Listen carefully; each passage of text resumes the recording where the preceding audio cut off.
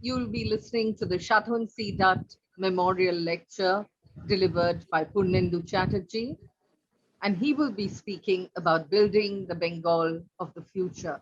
But before Purnendu comes on, I'd like to invite Shanta Ghosh, daughter of Sadhan Dutt, the chairperson of Development Consultants Private Limited, the president of Crafts Council of West Bengal, and the managing trustee of Suresh Omyo Memorial Trust to say a few words.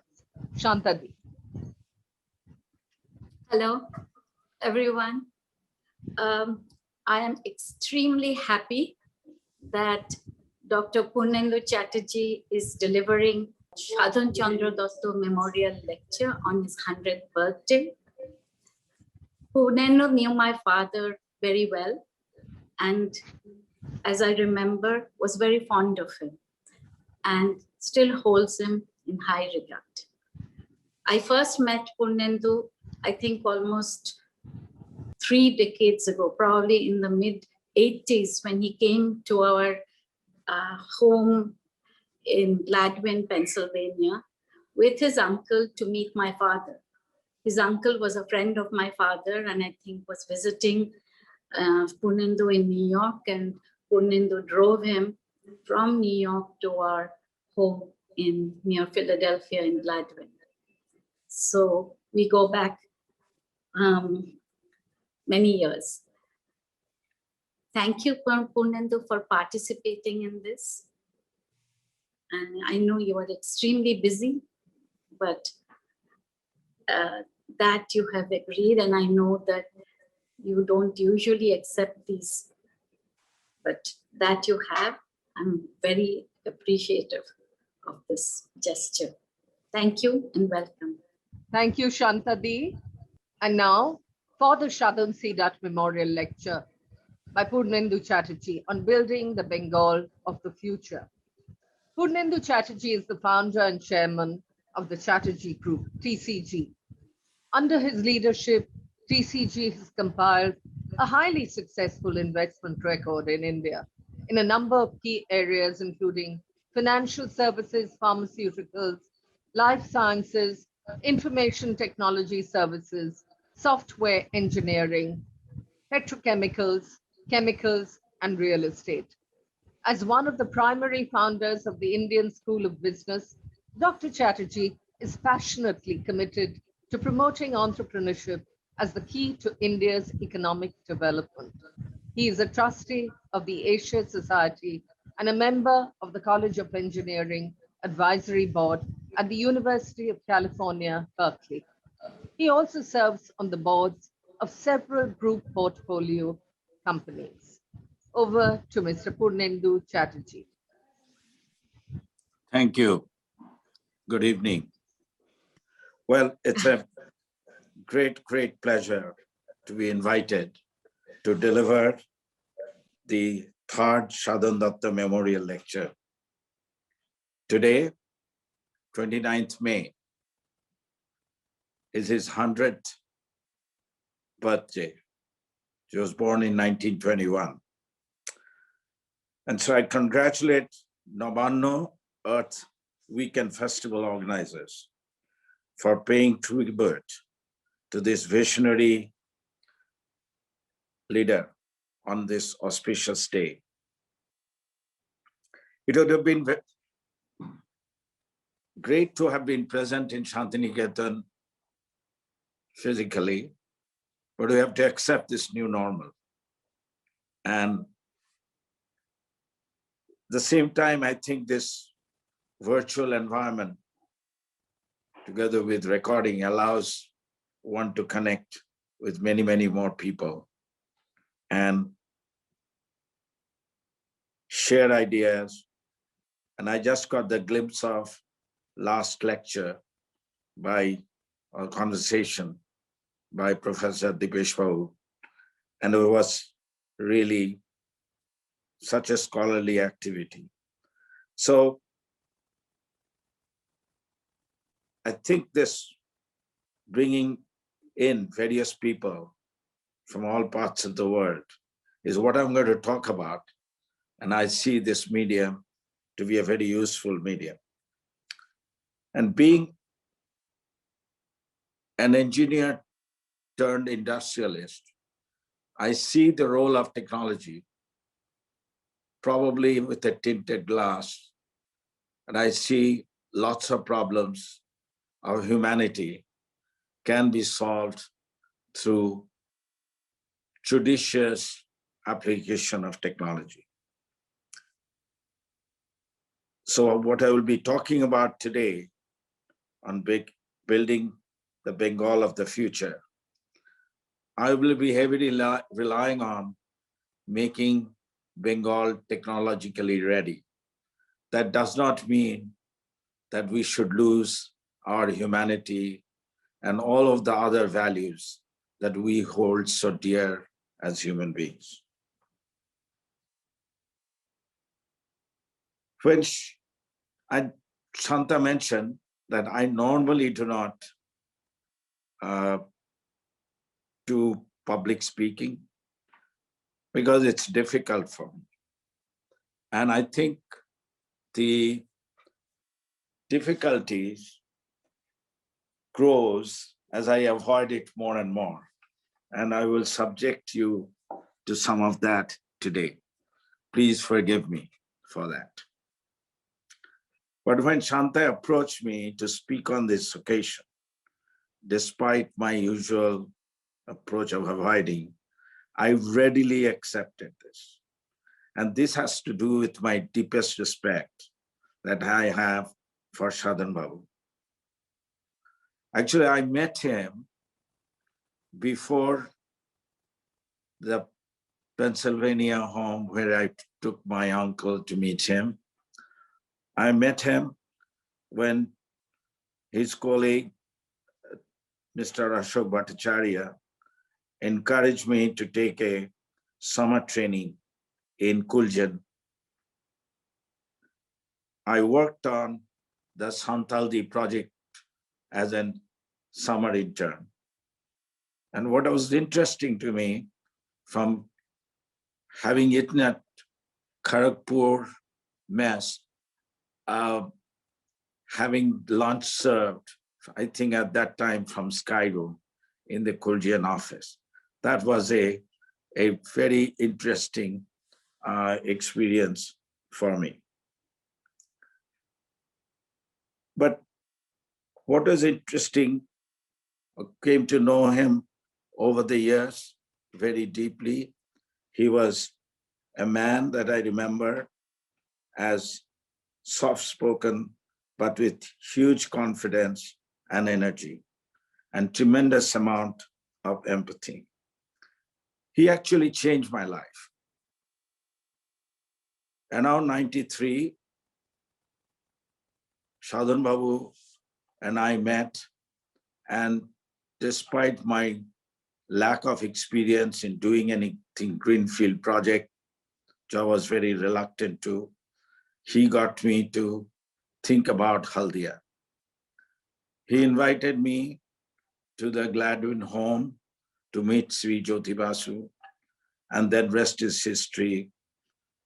And I think my life changed materially for being part of Haldia.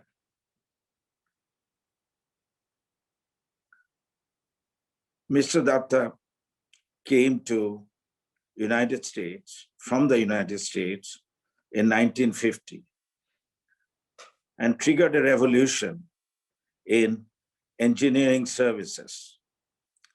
In India, he was only 29 years old. He took advantage of the new industrial policies which were evolving post-independence. The focus was on manufacturing, heavy machinery, electrical equipment, machine tools.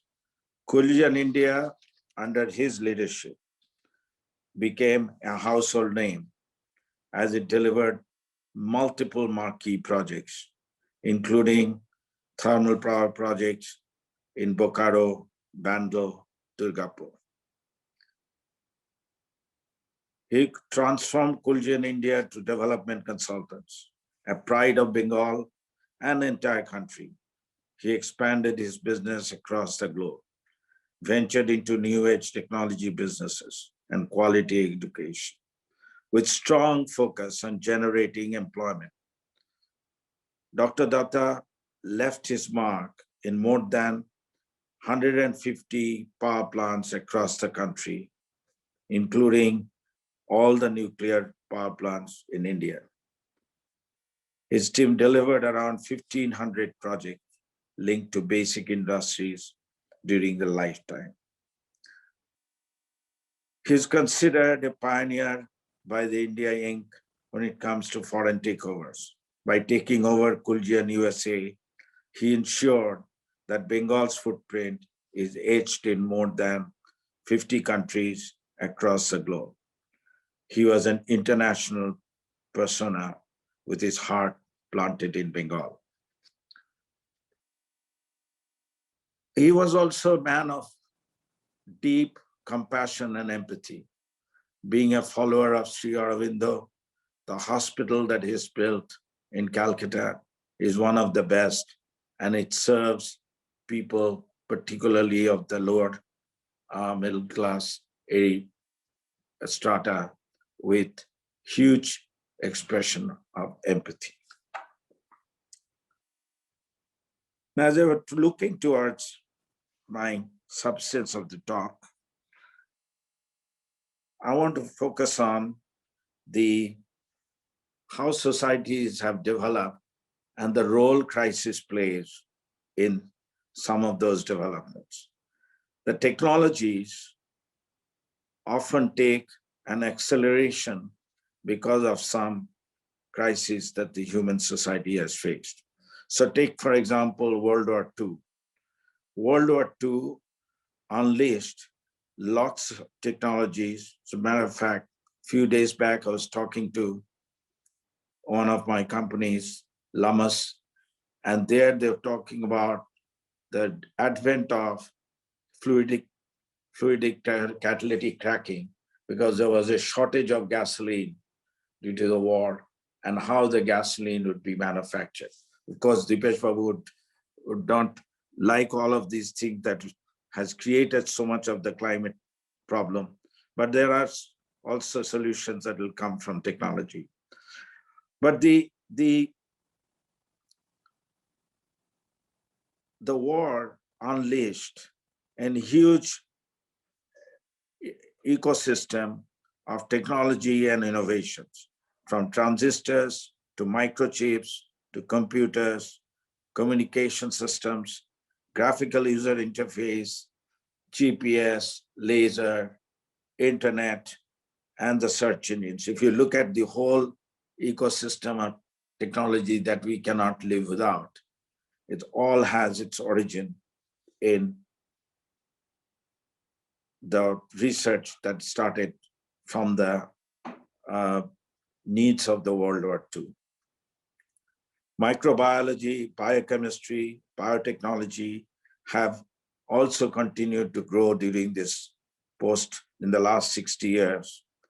And what is essential was a collaboration between government, business, and academia that redefined this innovation model and helped fast track the launching of new products and services.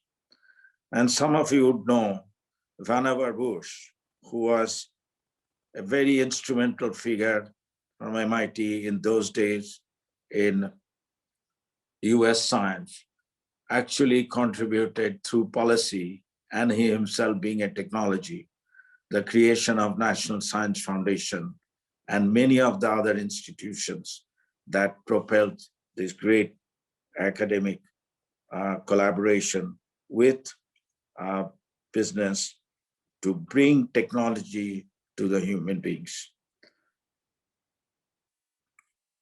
Well, what has that got to do with building Bengal of the future? COVID-19 is another crisis that we are facing as a humanity today. And I pray for all the families that have lost their near and dear ones in this onslaught of this virus on human beings. But this crisis has also triggered a disruption. And I want to see whether we as Bengal can take advantage of this disruption and create a whole new economic platform so that the 28% of the people that lives today below poverty line, we do not have anybody living below poverty line in 30 years. Not only that, I aspire to see whether we can achieve a status of high per capita income level. So what is this disruption that we are talking about? I think the work from home and remote working is being brought about, accelerated by the COVID-19. People are now comfortable that yes, we can do effective and efficient and complex tasks and collaborative projects seamlessly across in remote locations. I have not traveled for the last 14 months, but I am every day in connection with all of my people and working. I think I've gotten closer to these people. So remote working and work from home is that disruptive force. I want to see whether we can take advantage of this crisis and make a whole new economic paradigm for Bengal's growth and make Bengal ready for an economic sprint. So sprinting towards the smart human capital-led growth, that's the theme. Digitally savvy, educated, and healthy workforce shall be driving the economy of the future. Bengal has significant talent base. It is waiting to be harnessed, nurturing, retaining, and in-migrating this talent across rural and urban Bengal holds a key for the future. The pandemic has opened the doors to retain Banglar Manush near Ma and Mati. We all know the out-migration that has been taking place, at least for the last 50, 60 years, if not longer. In 2011 census, apparently Bengal was the fourth amongst the states with respect to out migration. But what is interesting, if you peel the layer, we lost a lot of talented people that are going to Bangalore, Pune, and everywhere else in the world. Wherever there is a need for science, technology, engineers, there is not much to do in Bengal. They have all left for other parts. Silicon Valley to all major companies. Wherever you go, you find Indians and Bengalis doing the work for these large multinationals. So this out-migration is, if we can stop, not only we can stop, if we can bring some people back and harness that to take advantage of the global technological ecosystem, I think we can build another $1 trillion of economy. Now, how do I come to that? So today, for sake of some numbers, today's gross domestic product in Bengal is about $1.6 trillion, roughly. And we have about 100 million people. In the next 30 years, the number of population will probably go to 160, if not 200 million. So think about it. If we can get a 3% of these people, roughly 5 million Bengalis work from Bengal, and they don't have to be all Bengali speaking, they can be from all over the world, but work from Bengal remotely with the global technological ecosystem, and I'll talk about some of those areas. They can earn over $100,000 per person. That, together with usual multiplier effect, will create this $1 trillion additional economy on top of the 160 billion that we have today, which itself will grow at least at 10-12% per year. This is where I see the future and getting Bengal future ready. This has been helped also by a tailwind of foreign direct investments and foreign investments coming to India. The business scenario in India has transformed over the last few years. Investors have shown great interest in capability and prospects.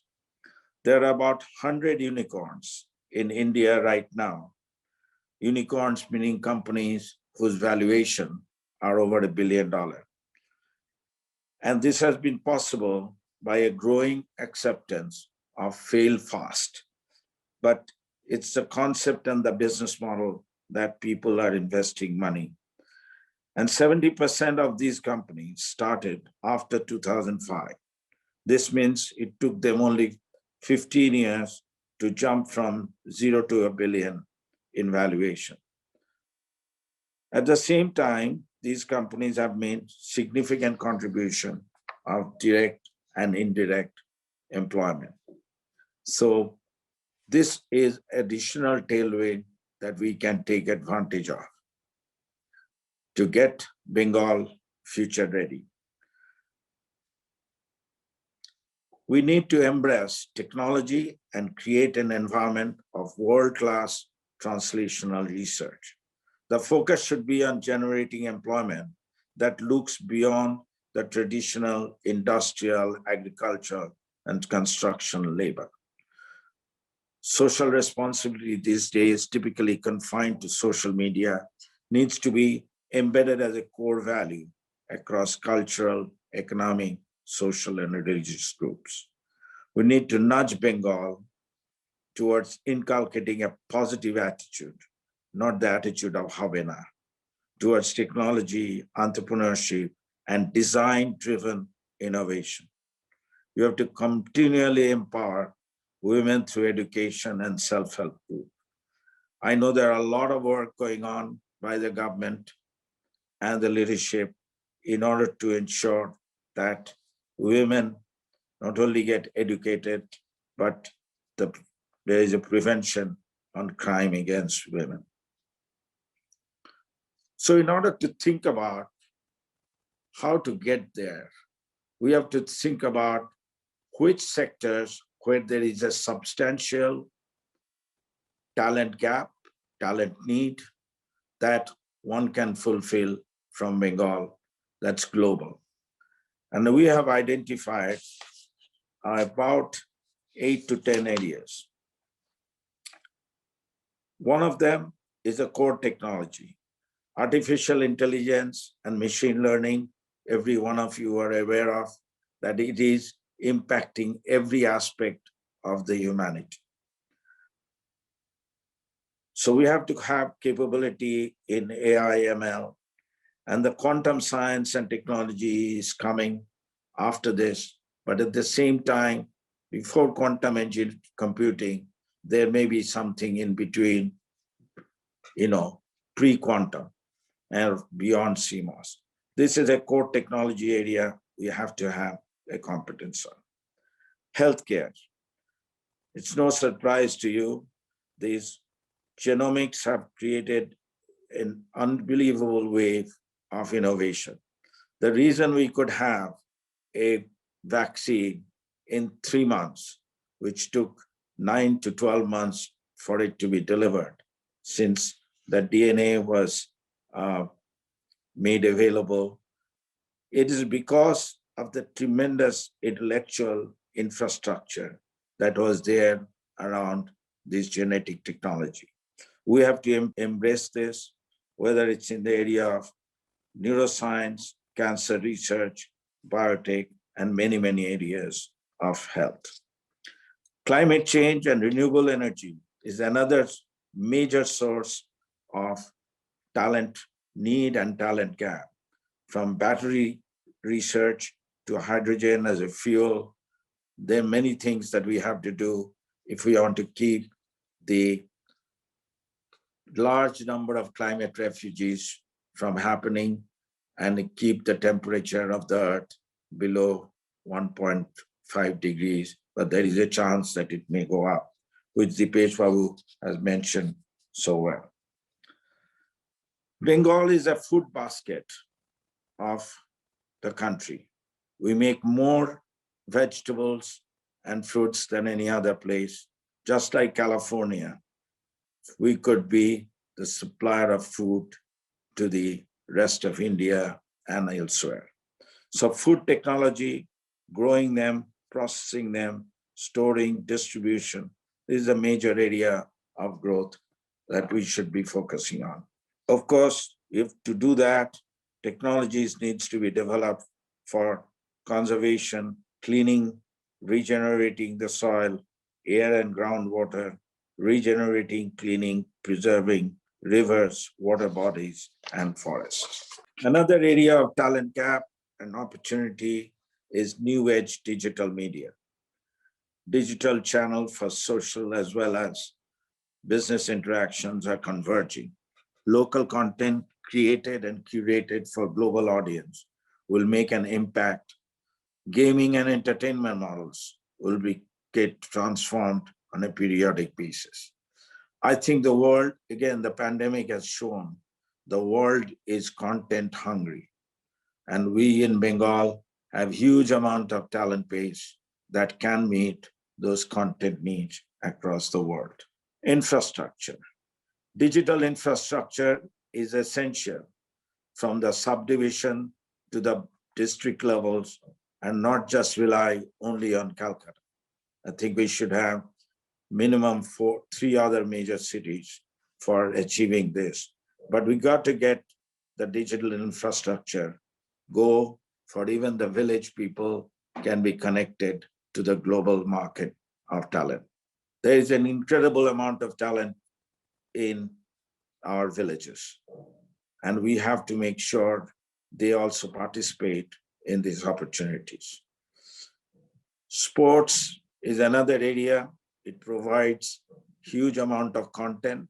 That's why you can see from IPL to everything, there is a lot of, sports is a huge business opportunity in addition to having a complementary human activities and enjoyment. So we need to promote sports in schools, colleges, at the village and district levels. Culture, Bengal is blessed with a rich culture. Discovering and promoting our indigenous culture, craftsmanship, food, folklore, entertainment, literature, art, performing arts can attract the international audience. We can leverage the digital channels and make it ready for the content needs and content hungry world. So in order to achieve this goal of building 5 million people for the global talent markets, we have to start acting now. We have to approach our education in a multidisciplinary way.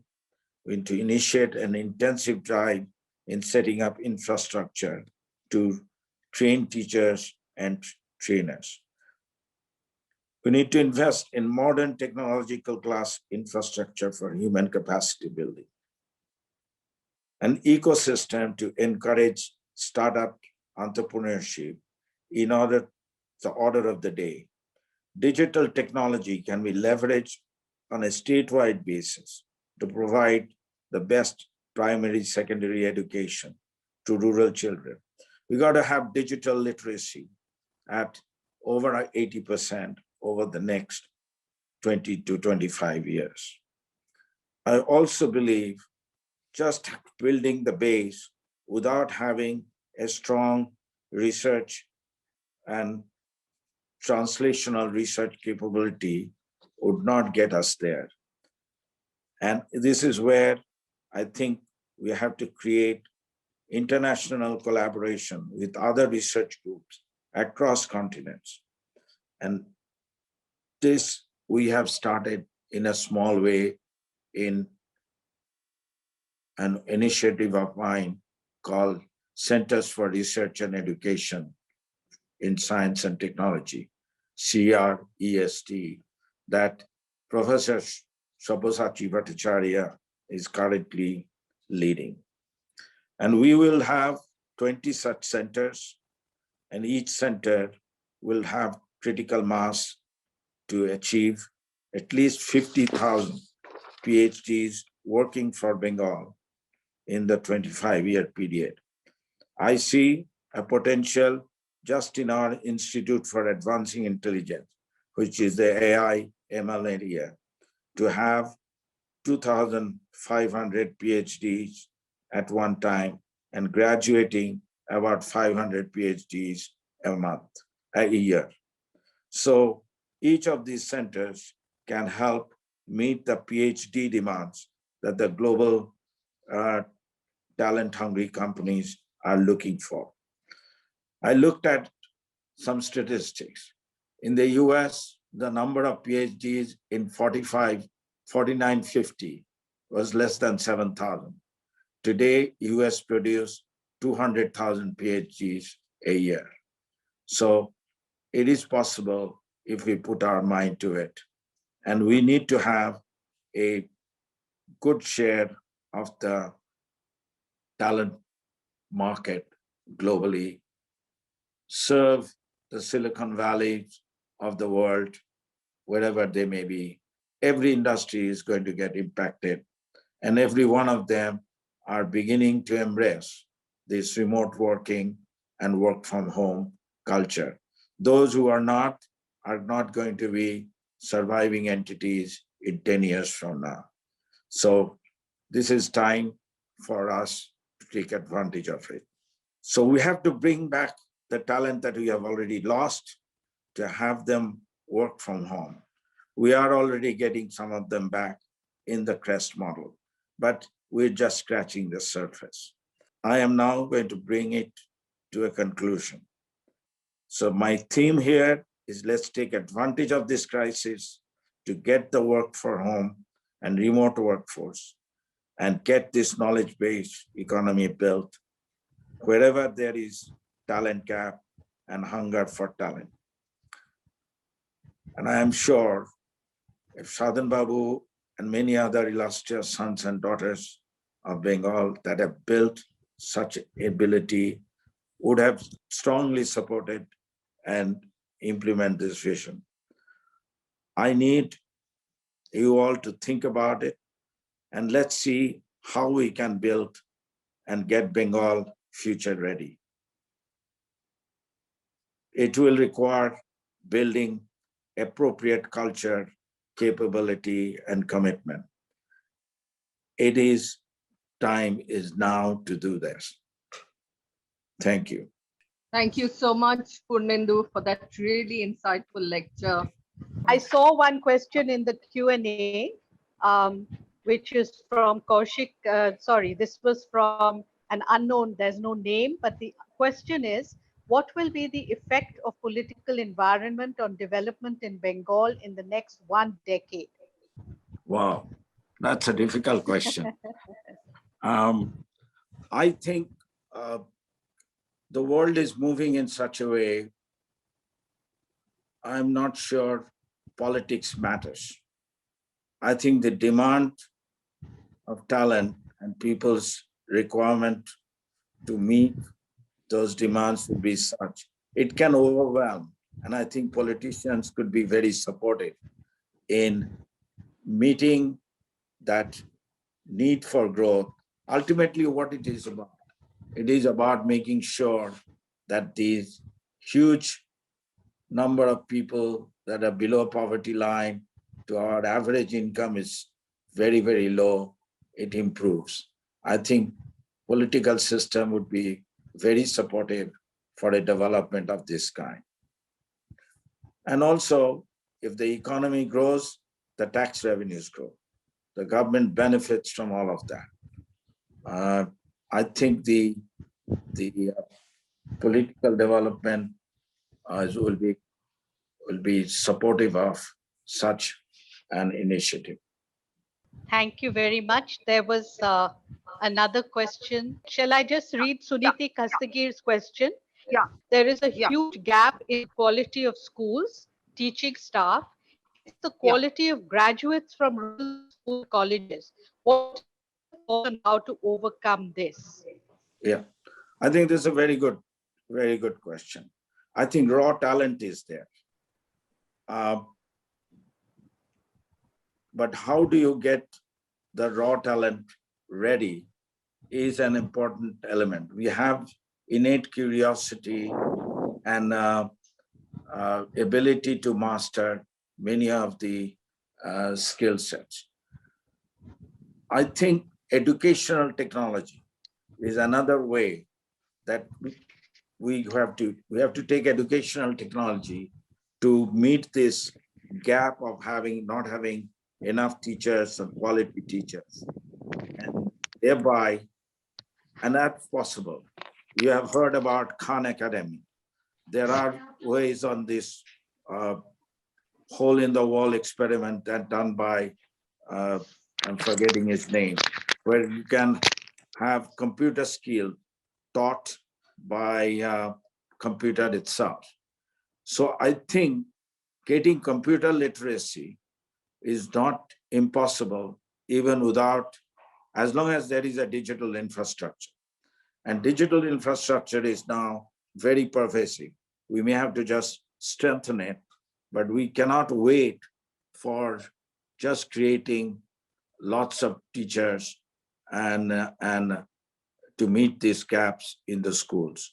I think we have to have a technological solution for meeting this gap, quality gap that you are talking about. It's a very, very important problem area to do. Thank you. The next question is from,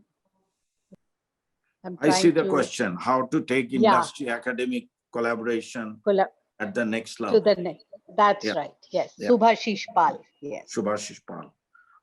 Again, I think it's an excellent question. Number one, as you know, in Bengal, we do not have too many knowledge-based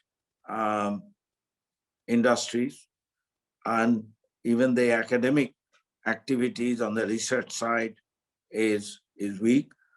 But my answer to this would be, if we can create a critical mass in one or two of these areas, and then show how to collaborate with the global companies where there is demand, we can prime the pump.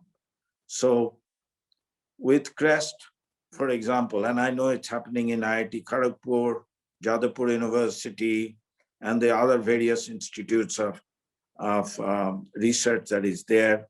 There is research and collaboration going on with with industry. But to scale it up and take it to a different level, we have to create a new model. And I hope CREST becomes an element and then experiments with that model. So there we are trying to collaborate with other centers of excellence from Japan to England and US, and through them, we will be able to solve real-life problems of the industry and work with the startups, because startups is where many of the problems are getting solved, as you can see from these unicorns, because universities fail when it comes to the mission mode. They don't have all the skill sets. Even the large research labs fail because they do not also have the cutting edge or multidisciplinary areas. These come together in a startup where you need different kind of skill sets to solve a real life problem. So I think startup collaboration is a good way to get this problem solved. Thank you very And much. there are a few more questions.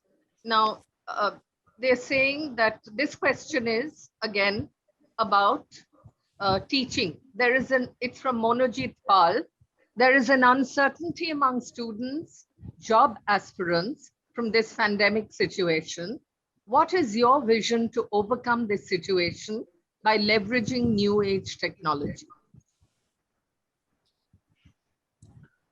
Are you This is there? probably situation specific.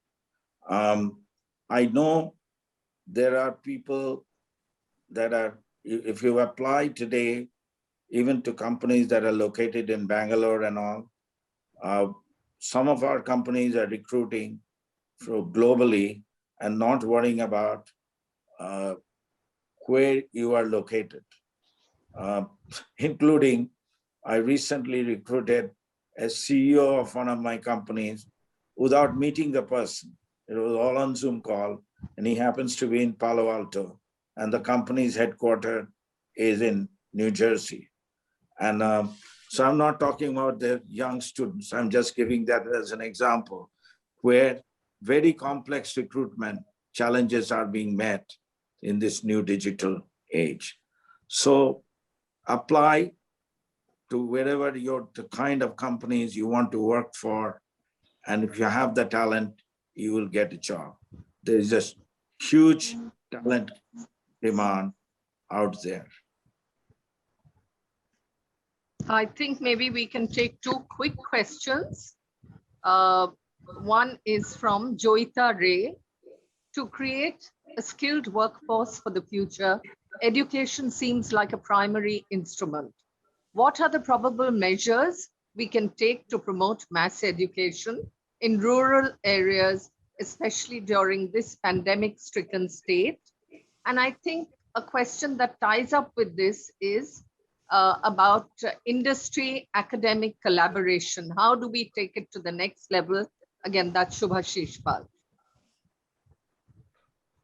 Yeah, I think, all I can say is we have to try. And we have to create new, we have to create pilots that works. And in Crest, we are trying to create some of these pilots for industry academic collaboration.